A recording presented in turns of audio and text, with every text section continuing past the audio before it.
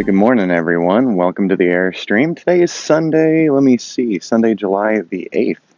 And so 2 days ago, Monsoon started. Really awesome downpours on the first day, and you saw that video. And yesterday, we didn't get as much rain right here. The towns north of us got a fair bit of rain, and watching on the radar yesterday, it was pretty interesting. So we had storms really brewing to the north. And over in Flagstaff, they really got some rain and thunderstorms yesterday.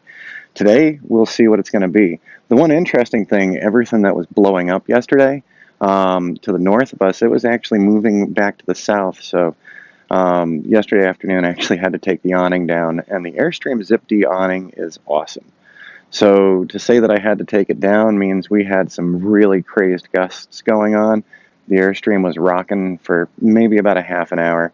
We got a light sprinkle toward the end of it, and then not much in the way of really good sunset photos yesterday. It was pretty overcast. Today we've already got clouds building again, and the forecast for a higher percentage possibility of rain, it's gone up. So we'll be watching, and I of course will be filming this and getting some more B-roll together. So yeah, there we go.